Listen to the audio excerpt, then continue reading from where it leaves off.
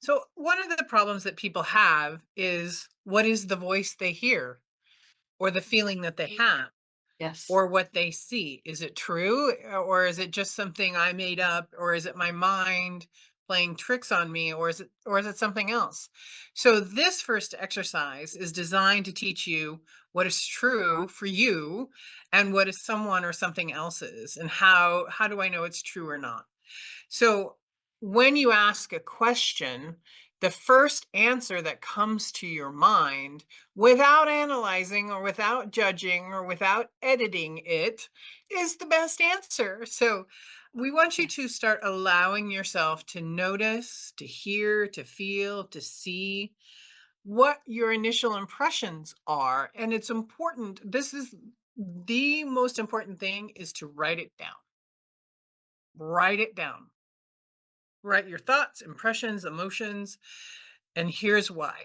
Because you might not understand what the impressions are, your thoughts, emotions, what you're seeing, what they are initially.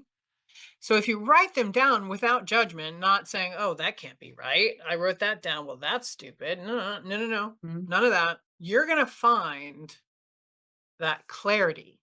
You're going to find Mhm. those aha moments. You're going to find all the information, well, maybe not all, but the information you need because of those first impressions. You're going to find those insights. And what it's going to do is teach you how to trust yourself. And then Yes. you get to understand and develop and strengthen those pieces of information, those pieces of intuition that are coming to you. So, grab a piece of paper. I prefer having a dedicated journal and a pen, and let's try the first exercise. Perfect. Okay. So, for lack of a better name, we call this just simple intuitive listening. And so this is what I use with clients, what I was used for me when I was first, learning to listen, to just find that what those truth, what those yes pieces of information are for you. So you can start to discern the yeses and the nos, and again what the truth is. And so this is just going to be a real simple exercise to just start to help learning that the truth of your yeses and your nos. So let's just give this a whirl.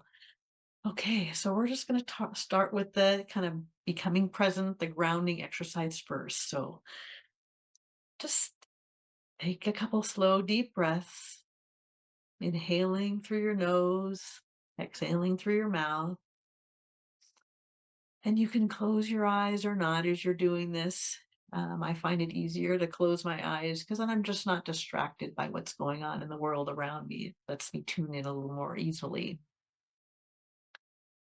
And as you're breathing, we'll just allow the tension, any distractions to be released and kind of let go from your thoughts, and your body.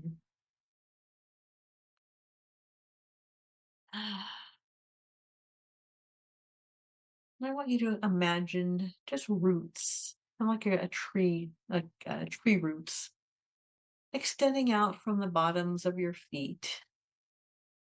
And they're just flowing deep into the earth. And I even imagine just a big boulder in the center of the earth that you're just going to wrap around to get anchor your energy in, and then breathe that energy back up through the earth, through the bottoms of your feet. And it just always feels good to me to just let that set and rest in your solar plexus, kind of in your, uh, just below your diaphragm or in your heart. So just let that anchor right in there and allow you to feel grounded, grounded in Mother Earth, grounded in your energy. Mm.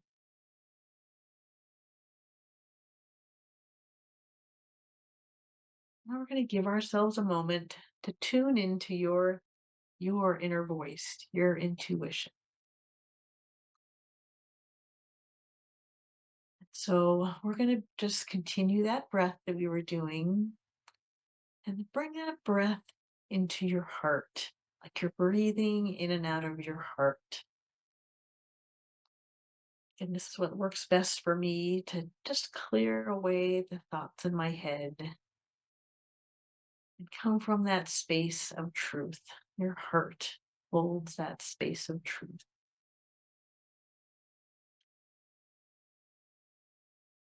And you can just breathe there. And if it helps, put your hand across the center of your chest in that heart space. Just allow that connection to bring that awareness to that space more clearly in the present.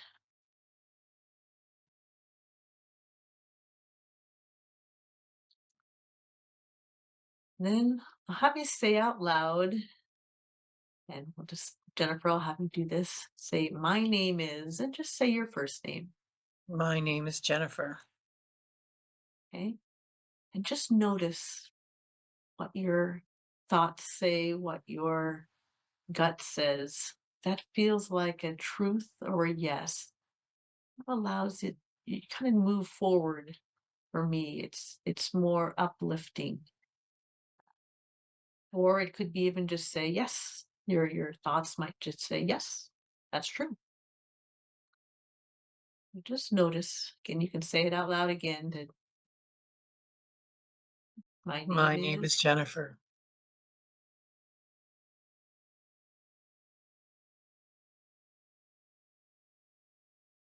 and I love that smile on your face. Mhm. Just Yeah, my before we heart end, just started to sing when I said, "My name is Jennifer," and I'm like, "This is cool."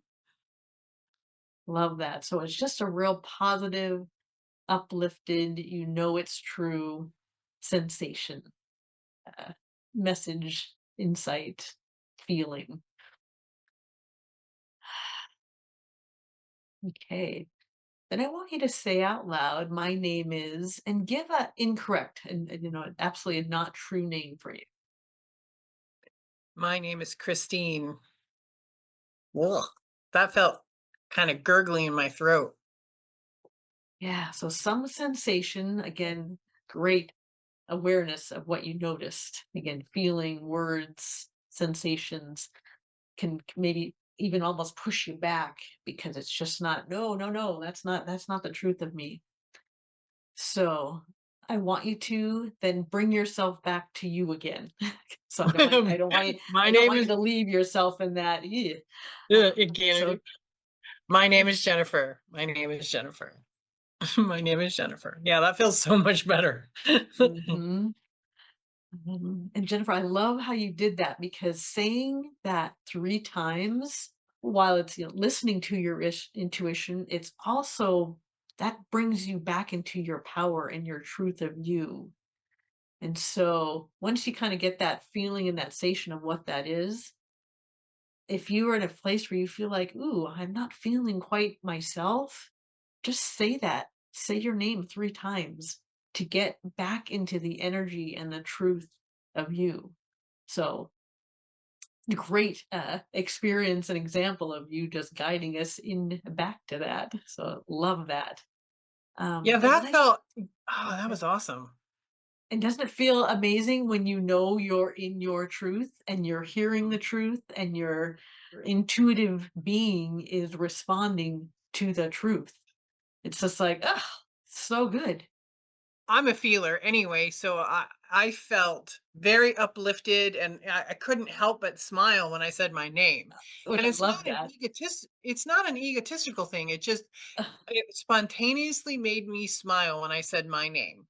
And one of the reasons why it made me smile is because when my husband says my name, there's so much love in it. Mm, And so it reminds me of that, and it feels good.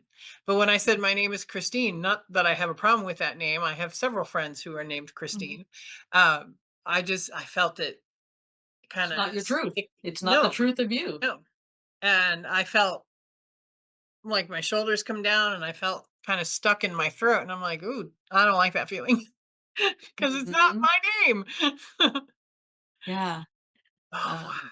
the Wow. one part of having done this exercise is, we kind of talk through the experience so that you could have it be really clear in your mind. If you don't have someone to talk through that with, just write down Mhm. what you experienced in your paper right there. Just as we're talking, just take a few seconds and just write down your experience that you had, because it might not have been quite as clear as what Jennifer had. And that's okay. This is a learning and understanding how to notice that those messages and that truth. So Practice, practice, practice, practice.